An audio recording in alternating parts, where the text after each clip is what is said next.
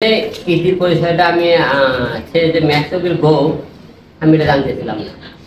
যখন মনে করেন রিয়া মনির সাথে তখন হলো যে ভিডিও দেখলাম, তারপরে দেখলাম যে এত বউ আছে যে ভিডিও করতে, আমি এসব এত গুরুত্বই দিলাম না। আমার বাবা অসুস্থ, আমি বাবাকে নিয়ে ব্যস্ত, সেটা নিয়ে আমি থাকতে চাই আর কি। তারপরে কথাবার্তা বলার পরে সে মনে করে আসলে হঠাৎ করে দেখলাম গান গুন। তারপরে মনে করেন যখন শুনে এক ডিভোর্স হয়ে গেছে, সে আমাকে বললো ভাই আমাকে তো ডিভোর্স দিচ্ছে। কে ডিভোর্স দিচ্ছে? করছে অভি। কেন? সে করছে এই বিষয়ে যে আপনি হলে যে আমি এই বিষয়ে আমার নিয়ে বদনাম সরাইতেছে, আমি ওই যে আমার যে সম্মান আছে তাই আমি অল্প কষ্ট খুলে দিতে চাই, এবং রিয়া মনে আমার কেন সংসার এবং এটা আমি চাকরির কাছে সবার থেকে জানা দিতে চাই রিয়া মনে কতটা ভালো। তারপরে মনে করেন এটির সাথে কথা হলো, তারপরে আপনাদের মাধ্যমে আজকে 2-3 টাকা আমার সাথে, এই প্রথম দিন, আজকে 2 দিন।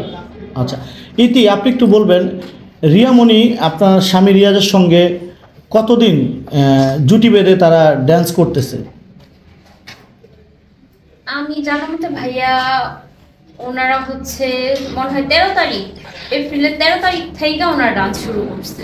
এপ্রিলের 13 তারিখ থেকে ওনারা জুটি বেঁধে ডান্স মানে কি টিকটক ভিডিও বানাচ্ছে। মানে মূলত যেহেতু রিয়ামণি ভাইরাল, যেহেতু ভাইয়া একজন ভাইরাল পার্সন, ওনার ওয়াইফ মানে তো ভাইরাল। রিয়া যে চাইতেছিল যে আরো ভাইরাল হইতে, মানে আমার দিয়ে ওনার হচ্ছে না। 3টা বছর যে 2জন মানুষ এত কষ্ট করে এত চ্যানেল এত বড় করলাম, মানে আমার কষ্ট, মানে আমার দিকেও তাকাইলো না। আমি যে তার ওয়াইফ, কষ্টের কথা বাদ দিয়ে দিলাম, আমি তো তার ওয়াইফ। এক মানুষের যদি কুত্তা বিলেও বলে এক মাস না 2 মাস পালে তার প্রতি একটা মায়া হয়, সেগুলো আমার মায়া করে নাই। রিয়ামণি যখন ওই ইতির স্বামী রিয়াজের সঙ্গে ড্যান্স করে, আপনি রিয়ামণিকে বরাবর নিষেধ করেছেন তার সঙ্গে ড্যান্স করতে। আপনি আপনার কথা অমান্য করে রিয়ামণি রিয়াজের সঙ্গে ড্যান্স করছে, এইটা আপনি কি চোখে দেখতেছেন?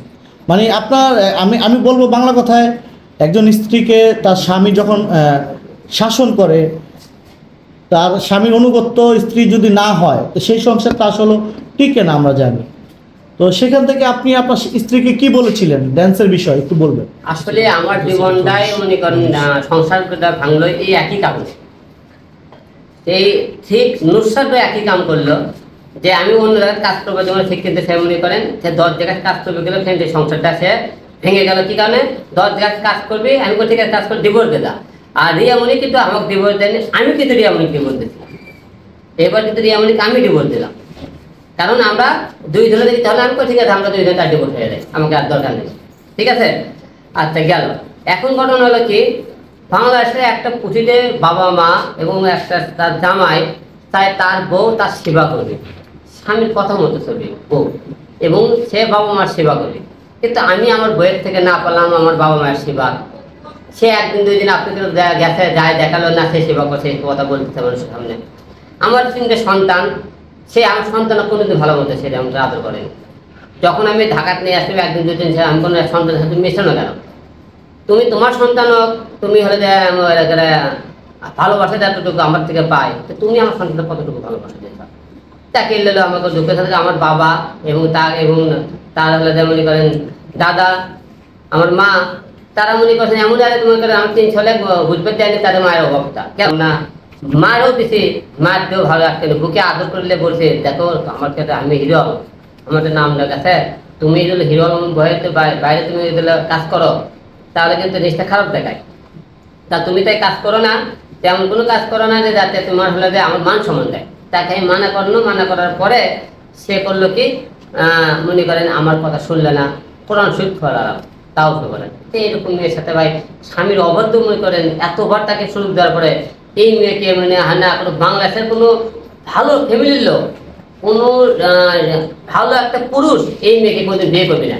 কেউ তো বিয়েও করে অনেকের জন্য বের করেন বেড পার্টনার মনে করেন একজন কি করবে, অনেকের তাদের মনে করে চোখের নেশা মনে নেশার জন্য বিয়ে করবে, কারণ এদের মেয়ে এই ধনী মেয়ে কোথায় সংসার করতে পারে।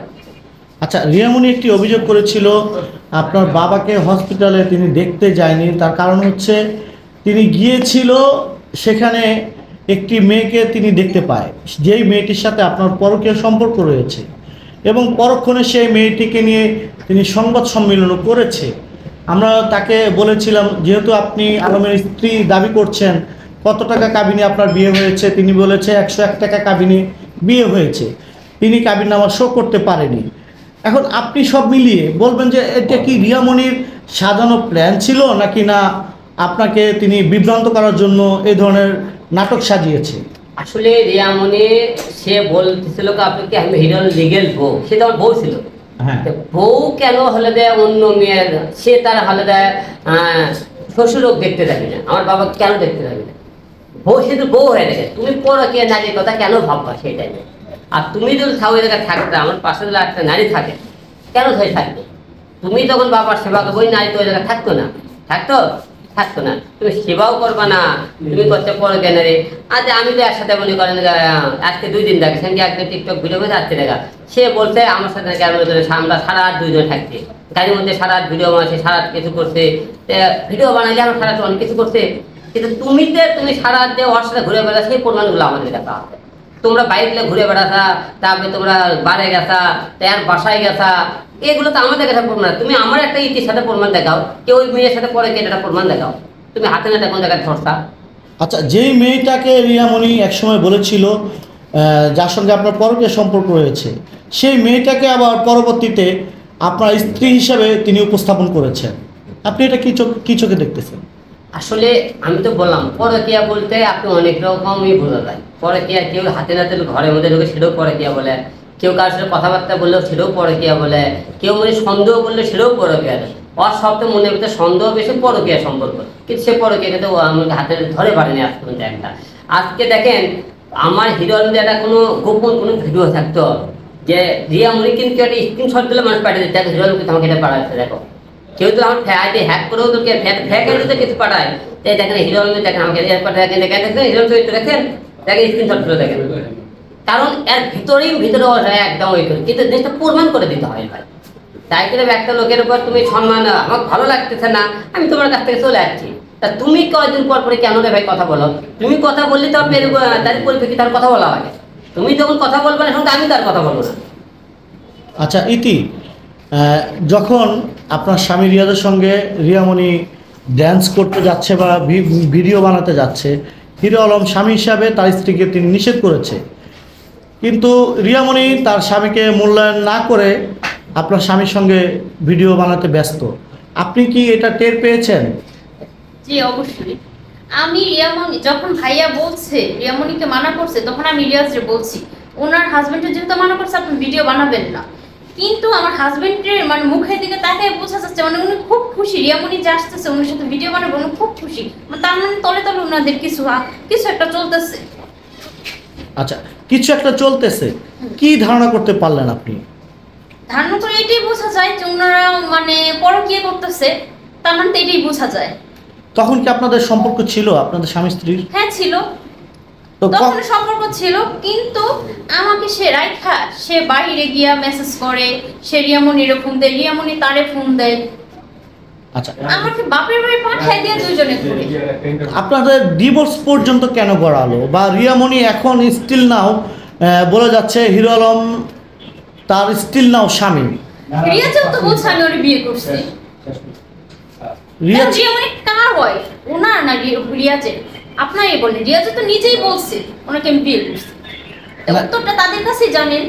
রিয়ামণি এটা বলেনি, রিয়ামণি বলেছে স্টিল নাও এখনো তিনি হিরো আলমের স্বামী। হিরো আলম তো বলছে, রিয়াজে বলে নাই মানে আমার হাজবেন্ডের কথা বলতেছি, রিয়াজ তো বলছে ওনার বিয়ে করছে, সবার স্বামী তো বললো না। রিয়াজ এটা বলেনি, রিয়াজ বলছে মানে ওই মিথ্যাটা মানে সত্য, মিথ্যা কোন সময় সত্য কোন সময় চাপা থাকে না, কথা আছে না কি যেন বলে, হয়তো মুখ খুশকা বলেই দিচ্ছে।